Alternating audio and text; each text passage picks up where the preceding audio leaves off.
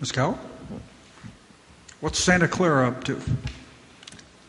Well, this is a challenging year. You have to put that mic directly in front of you and close. Sorry. Right. Well, thank you for the opportunity to tell you about 2013 and how we're dealing with it. The Santa Clara Valley Water District provides flood supply, water supply, flood control, and watershed stewardship to Santa Clara County, which is the heart of Silicon Valley. We serve 12 retailers, 15 cities, and almost 2 million people. In San Jose this year, it's been the driest January through June on record since 1874. On average, 55% of Santa Clara County's water supply is imported. On average, 40% of that is conveyed through the Delta, and that percentage increases in dry years. In 2013, for instance, about 80% of our surface water supplies will be imported this year. And of that imported supply, 80% is conveyed through the Delta. So this is just to emphasize the fact that we are very dependent on the Delta. We've not been able to carry over as much in our local reservoirs because of storage restrictions, DSOD storage restrictions due to seismic concerns and structural issues on some of our dams. So the capacity of our reservoirs has been decreased by 30%, which means we can carry over about 50,000 acre-feet less water than we normally would. This year, we are in the process of taking more water than we ever have before out of our semi-tropic groundwater bank, which is located in Kern County. That's downstream of us. So we get that water back through by an exchange, basically. We have to take water from the Delta. It's conveyed to us through the Delta. And the water in semi-tropic it's delivered downstream. So again, we're dependent on imported supplies.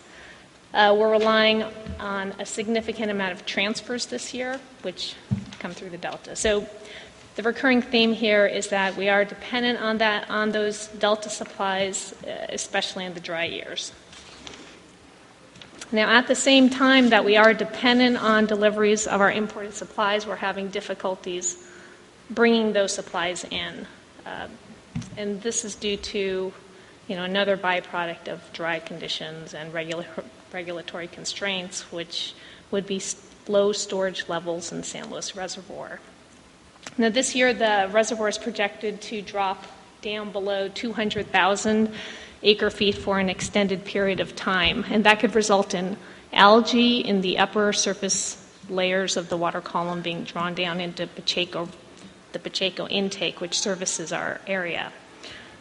And that could disrupt our water treatment processes, and it can impact the delivery of that water to our area. I do have a visual, if we can put that up.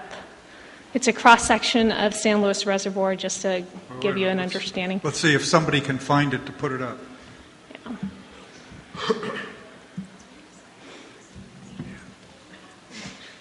Okay, so that's a cross-section of San Luis Reservoir, and it shows you the Pacheco intake on the right there.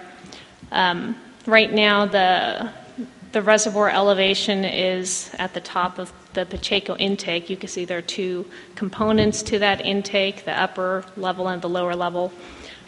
When the water level drops down below about 300,000 acre-feet, we anticipate that we will see algae potentially coming into the intake and disrupting our water treatment processes. Now, at one point during this year, the reservoir elevation was projected to drop below the bottom of the lower Pacheco intake, which would cut off our supply completely. So that has been a concern.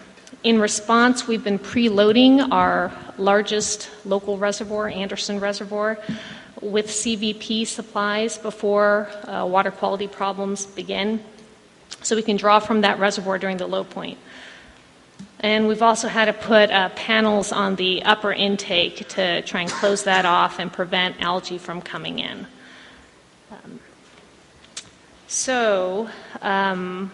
These are challenges. Operationally this year, we are being pushed to extremes. It's we're very reliant on imported water, hard to bring that water in. Our system is being stretched, and that makes us vulnerable. So if an earthquake took out the Delta this year, this summer, if there were a serious failure on the SBA or the San Felipe division, it would hit us pretty hard. And in fact, earlier this month, the South Bay Aqueduct was shut down for about 5 days because there was an unanticipated leak that was detected. We had to put a halt on our groundwater recharge program. We had to decrease our treatment plant deliveries. We had to borrow water from San Francisco PUC. We were on 100% CVP supplies to our treatment plants. If this occurred a month later in August during the low point and we were having trouble bringing CVP water in, we likely would have reduced our stream flows, and that would have impacted endangered species that are supported by those flows. So it has been challenging for us, but if there are no additional disasters, and assuming we'll be able to take water from San Luis Reservoir during the low point, then we should be able to meet our demands in 2013. And that's largely because we have worked to improve our ability to get through droughts. Gary had said that, for larger agencies, it's typically, we can get through 3 to 4 years of a drought without having serious problems. And I think that's probably true in our case at this point in time.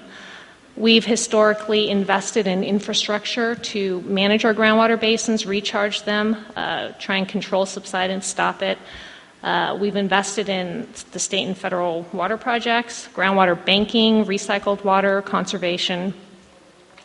And in fact, we're planning to meet our future growth in demand through conservation and recycling alone. We're aiming to double our recycled water production as well as our conservation savings over the next 20 years or so. And our plans also call for big investment in indirect potable reuse. So we're in the process of constructing an advanced water treatment plant, and we're targeting production of at least 20,000 acre-feet of advanced purified water by 2030.